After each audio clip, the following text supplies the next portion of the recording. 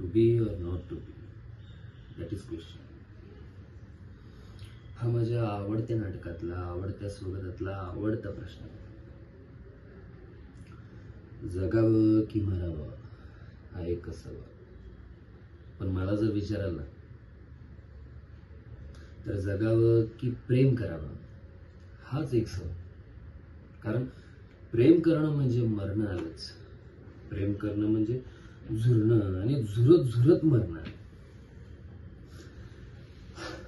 आपल्या आयुष्यात ना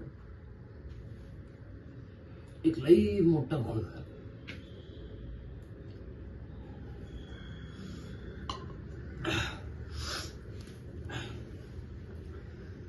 आपण ज्याच्यावर प्रेम करतो, ज्याला जवळ करतो, तो कायमचा आपल्याला सोडून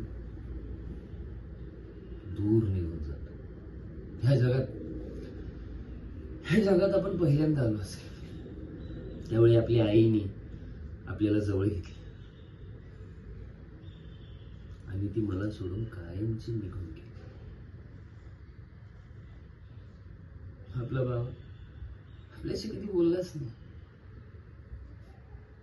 आईने वाढलेलं पोर आणि बाप असं नजरेसमोर असून सुद्धा त्यांनी कधीच आपल्याला जवळ घेतलं नाही. मग पहिली दुसरी मध्ये असताना भावाला आपल्यावर खूप प्रेम आलं. त्याने आपल्याला खूप जवळ घेतलं आणि खूप रडला बिचारा.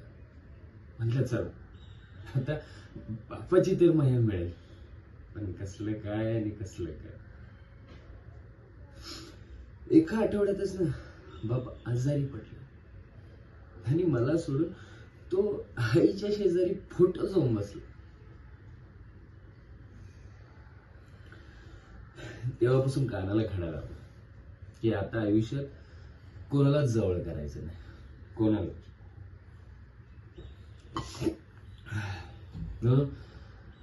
आपली देवाक्का काकू आहे ना, तिला पण लांब केला. हा, पण खऱ्या अर्थाने माझी आई, माझा बाबा, देवाक्का काकू, पण आपण तिला पण लांब केलं. गावातल्या आवडत्या लोकांना लांब केलं, गावाला पण लांब केलं. मुंबईला गेलो, तिकडे वाढलो, पुण्यात शिक्षण घेतलं.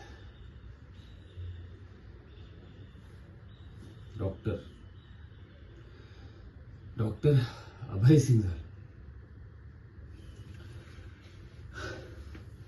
ह्या जगाला आजारापासून बरा करणारा हा डॉक्टर अभय, त्यालाच रोग झाला, प्रेम रोग.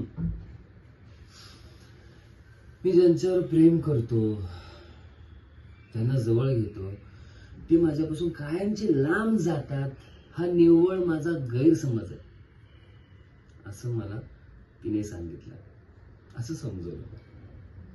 पहिला सांगताना मला थोडीशी भीती वाटली, पण नंतर ती जी सांगत होती ना ती मला आवडायला लागली. मी त्या गोष्टीवर, तिच्यावर प्रेम करू लागलो. ती गोष्ट मी नव्याने जगू लागलो. मग पुढे जाऊन आपण लग्न करूयात असं आम्ही दोघांनी ठरवलं. तिच्यासाठी मी मंगळसूत्र पण घेतलं. एक मिनिट दाखव.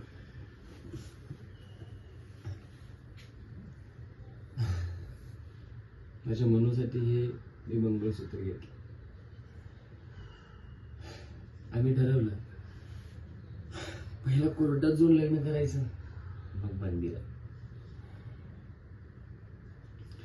मी कोर्टात तिची वाट बघत होतो.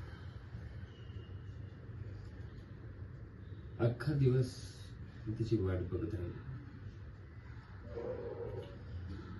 मग रात्र झाली, पण मनू आलीच नाही.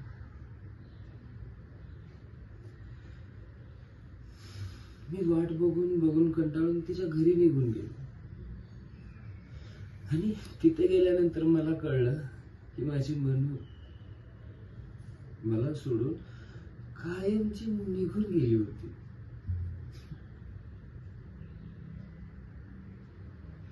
माझी आणखी एक आवडणारी व्यक्ती मला सोडून त्या फोटोमध्ये जाऊन बसली होती.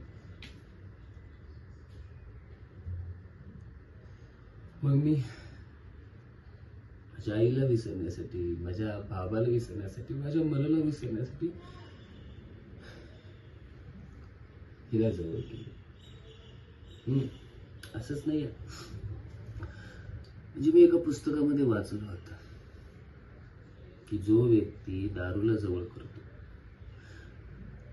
त्याला ती संपवते, मारून टाकते. सो नाव लेट्स सी की आता ही दारू मला संपवते की मी दारूला.